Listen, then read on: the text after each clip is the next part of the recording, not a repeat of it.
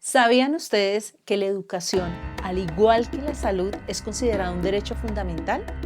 Y que al considerarse derecho fundamental, el Estado está en la obligación precisamente de garantizarlo. Pero para lograr esta garantía se requiere dinero. Ese es precisamente el tema de educación en alta voz, el financiamiento educativo o la financiación de la educación en el país. Y es que resulta que sí, la educación es un derecho fundamental para todas las personas que están dentro del país. Sin embargo, garantizar ese derecho tiene unas condiciones. Y es que se necesita dinero. En el tema educativo se necesita dinero para infraestructura física, infraestructura tecnológica. Se necesita dinero para pagar los docentes, esa nómina. Se necesita dinero para garantizar la seguridad social precisamente de todos los actores que están a cargo de los procesos de formación. Se necesita dinero para el material pedagógico, para los libros. Sí, porque resulta que el Estado en muchas regiones de Colombia, especialmente en las zonas rurales y en las zonas más apartadas, es el que brinda la garantía del material educativo a esos estudiantes.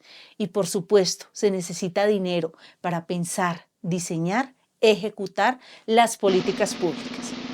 Pero, ¿de dónde viene el dinero para todos estos gastos que son en clave de inversión? Yo sé que muchos de ustedes dirán, del Ministerio de Educación. Y resulta que no. Resulta que el dinero que se da para la educación o el dinero que se asigna para la educación viene más allá del ministerio. El ministerio es la entidad encargada de administrar y de ejecutar en cierta medida el recurso financiero, entre otros, por supuesto, y otras responsabilidades que tiene esta entidad. Sin embargo, no depende de él. Depende de una frase clave que en muchos casos la mayoría de los ciudadanos no le prestamos atención y que todos deberíamos saber, y es el Producto Interno Bruto. De acuerdo al Producto Interno Bruto es que se asigna el porcentaje que finalmente va a ir a educación, que lo administra el ministerio y que, valga la redundancia decir acá, se deriva para todos los gastos que enumeramos ahorita: material pedagógico, infraestructura, pago de nómina a docentes, diseño de políticas educativas. Pero, ¿qué es el Producto Interno Bruto y por qué nos debería interesar a todos si de ahí nace el dinero o surge la capacidad financiera para los temas de política pública y política social? Pues bien, el Producto Interno Bruto no es nada más ni nada menos que el valor del mercado de todos los bienes producidos por la nación. Es decir, acá están todos los sectores: la agricultura, la minería, la construcción, la industria. Todo lo que se genera de mercado es lo que finalmente se concluye que es el Producto Interno Bruto. Del Producto Interno Bruto anual, Colombia designa aproximadamente de ese que nosotros conocemos como el PIB, el 4.9% para educación. De todas las actividades económicas que se dan, que se produce, el 4.9 va para educación. Y ese 4.9 debe cubrir todos los gastos que ya hemos mencionado. Sin embargo, esto no llega directamente al ministerio. Recordemos que nuestro sistema educativo es un sistema educativo descentralizado. ¿Qué significa descentralizado? Que cada uno de los actores cumple unas funciones. Luego de que ya se le designa qué porcentaje de ese dinero va a ir a educación, no se gira directamente al ministerio. Se divide en dos entidades. La primera es el Sistema General de Participación.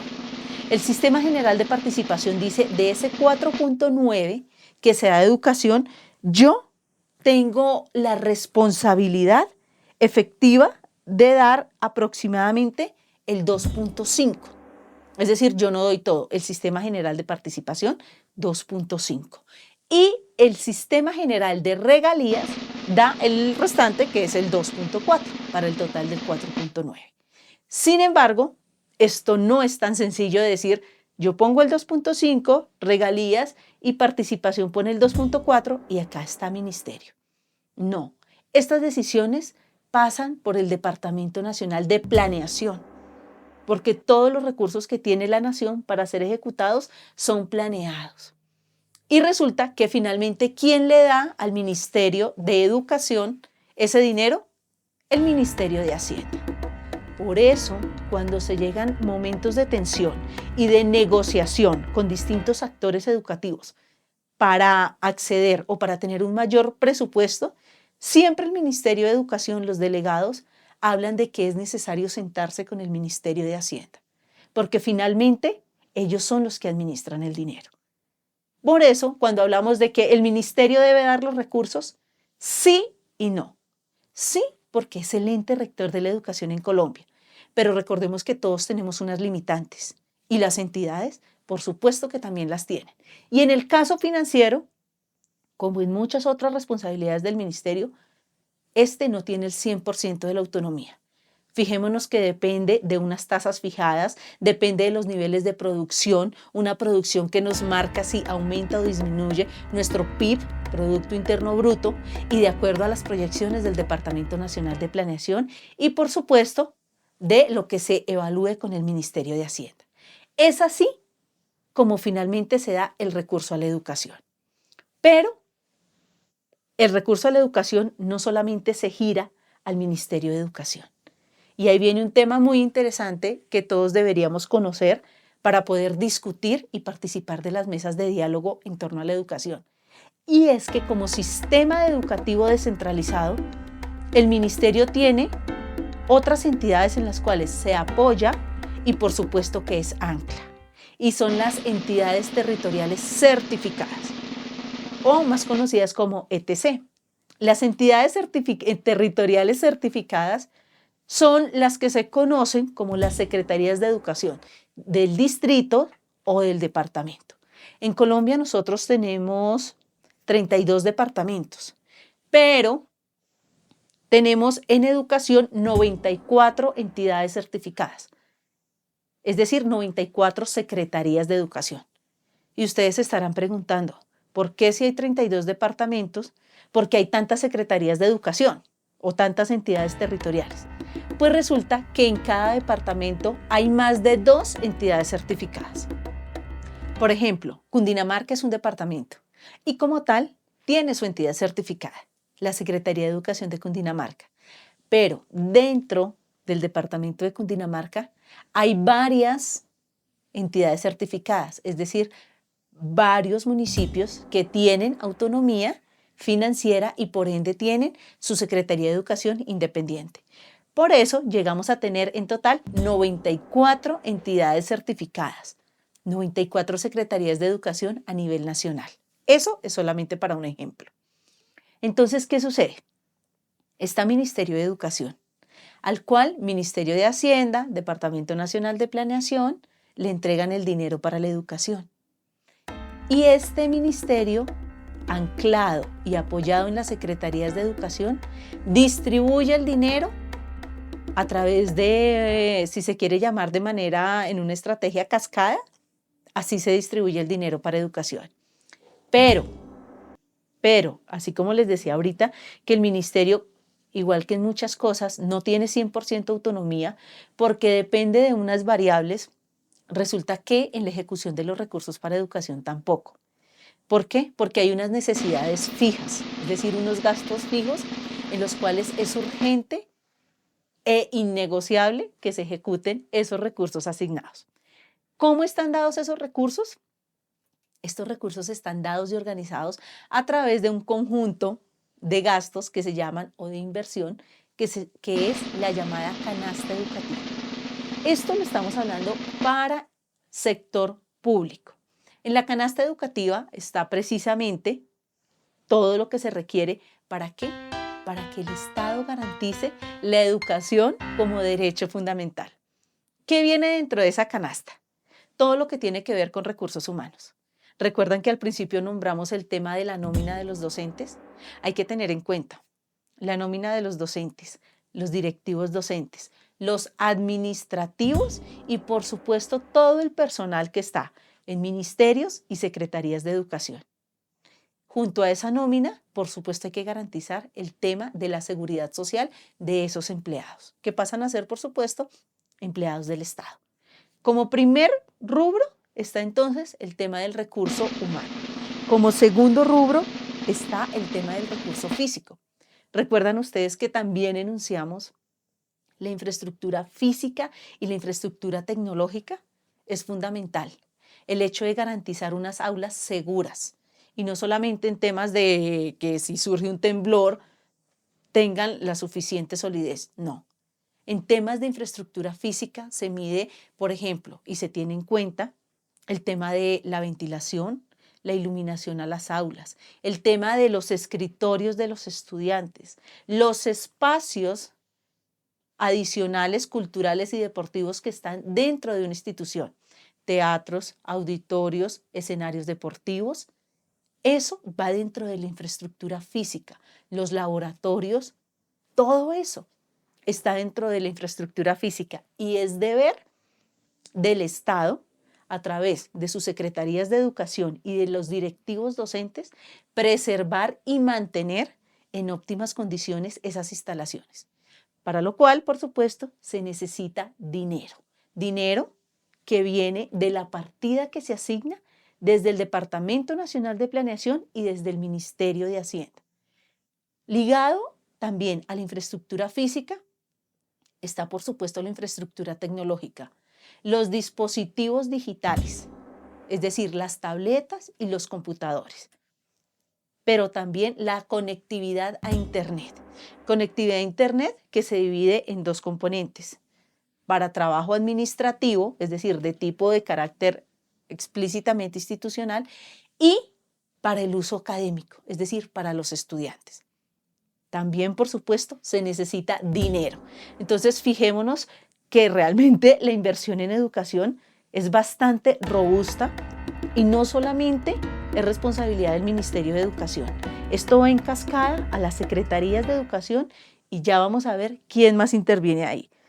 El tercero, dentro de estos componentes de la canasta educativa, pero no menos importante, es el alumno. ¿En qué sentido está el alumno? Hablábamos del material pedagógico. El material pedagógico corresponde al tema de la infraestructura física, de la dotación. Y esto es particular de acuerdo a la zona, de acuerdo al nivel educativo y de acuerdo a las necesidades. ¿Por qué hacemos esta claridad? Porque no en todas las circunstancias el Estado ni la nación está obligado a brindar ese material pedagógico. Pero su cobertura es bastante grande y bastante significativa. Entonces, volviendo al tema de los alumnos, en Colombia hay un plan de alimentación complementaria. Es decir, complementaria significa que es adicional dentro de la escala nutricional. Y está el tema del transporte. El tema del complemento alimenticio, ¿por qué se aborda? Porque desafortunadamente en Colombia, en la educación pública, los estudiantes que pertenecen a la educación pública son estudiantes que pertenecen a familias de los más bajos ingresos económicos. Es decir, incluso el tema de la alimentación no está garantizada en el hogar. ¿Qué se aspira a través del sistema educativo cuando el estudiante va al aula? Garantizar por parte del Estado las mejores y mayores condiciones que sean posibles. Y el tema de la alimentación es uno de ellos. Ahí también va más recurso financiero. Y al lado del tema de alimentación está el tema de transporte. En Colombia las culturas y la sociedad somos heterogéneos. Pues resulta que nuestra geografía también. Y por lo general, las instituciones educativas más apartadas que están en el país se encuentran muy distantes de los hogares de estos estudiantes. Por esto, progresivamente, año tras año, el tema del transporte o del servicio de transporte escolar ha tenido mayor fuerza. ¿Precisamente para qué? Para que garantizando el transporte escolar se pueda garantizar la cobertura y el acceso a la educación de las poblaciones más alejadas y más apartadas de la geografía. Entonces, fíjense todo el volumen de componentes y rubros que se deben cubrir en educación. Sin embargo, y esto hay que decirlo, el sistema educativo tiene múltiples fallas y múltiples deudas, pero progresivamente dentro de su estructura, su organización ha ido teniendo unas mejoras que vale la pena rescatar y vale la pena reconocer. Se ejecuta el dinero desde el Ministerio de Educación, pero el Ministerio de Educación gira recurso financiero a las secretarías de educación para que sean ellas, de acuerdo a su nivel de territorialidad, quienes ejecuten los recursos. ¿En qué? Recursos humanos, infraestructura física y tecnológica o en los temas de los alumnos. También se gira un recurso a las alcaldías de los municipios. Sí, las alcaldías también tienen que ver con el tema financiero de las instituciones educativas que están en su jurisdicción. Un ejemplo, ustedes se han preguntado quién paga el servicio de agua o el servicio de electricidad de un colegio. Lo pagan las alcaldías. Está a cargo de las alcaldías el tema de los servicios públicos de las instituciones educativas. Algo tan fundamental. Sin energía eléctrica no se puede garantizar que una institución educativa funcione. Y mucho menos sin agua potable. Imagínense las unidades sanitarias. O imagínense por un instante el tema de la alimentación complementaria si no hay agua potable para ofrecer ese servicio. Esto está a cargo de las alcaldías. Y los rectores, en su rol de directivo docente, recordemos que un rector no es una persona natural en el sentido de la institución educativa. El rector pasa a ser una persona jurídica. Es el representante jurídico de la institución educativa. Él también tiene responsabilidad en la ejecución del recurso financiero. A él también se le gira un dinero, el cual va destinado para determinados rubros. Es decir, así como decíamos ahorita que el Ministerio de Educación no tiene el 100% de la autonomía en el recurso financiero, porque hay unas necesidades ya establecidas, porque hay un conducto de ejecución, lo mismo sucede con las alcaldías y con los rectores con el recurso que se les asigna. El rector tiene dentro de sus responsabilidades de ejecución, primero, optimizar ese recurso, velar porque la infraestructura física de las instituciones educativas esté en las condiciones idóneas para garantizar la educación como derecho fundamental. Es por eso que el rector debe estar al día y muy actualizado sobre en qué condiciones están las unidades sanitarias, las bibliotecas, las aulas, incluso desde las puertas de seguridad de las instituciones. Y tiene unas libertades y autonomías de contratación de suministros de acuerdo a los recursos que le giran para hacer unas contrataciones y subsanar esas necesidades. En este orden de ideas, el recurso financiero está íntimamente ligado a procesos que van desde la minuciosidad hasta lograr el tema macro, que es lo que muchos de nosotros encontramos a veces. ¿Y cuál es el resultado final que nosotros vemos? Que es incluso a veces transparente a todos los procesos relacionados con la ejecución de recursos, pues precisamente son instituciones educativas que funcionan relativamente muy bien. Su infraestructura física y tecnológica es adecuada, cuenta con espacios deportivos y culturales en óptimas condiciones y tiene un recurso humano invaluable que día a día trabaja precisamente para mejorar los procesos de calidad en la educación. Es así como definitivamente el recurso financiero no depende simplemente de una entidad, ni depende de una decisión. Depende de muchas reflexiones y puestas en común de acuerdo a, por supuesto, las necesidades educativas en Colombia, las necesidades educativas de los niños y los jóvenes a los cuales se les propende precisamente por garantizarles ese derecho a la educación. En ese sentido, desde Educación en Altavoz hacemos, como en todos los episodios, una profunda reflexión, y esa antes de juzgar los procesos del recurso financiero, analizar muy bien de dónde dependen. Finalmente dependen de un producto interno de producción. Y la pregunta es, ¿cómo estamos generando nosotros aumentar esos niveles de producción? ¿Por qué? Porque si se aumentan los niveles de producción, aumenta el recurso, aumenta el presupuesto designado para educación. Y esa es una muy buena manera de contribuir a mejorar la calidad educativa del país. Por eso, recuerden siempre, la educación no cambia el mundo, pero cambia a las personas que van a cambiar el mundo. Muchísimas gracias por escuchar este episodio, por interesarse y por estar más informados sobre todos los procesos educativos.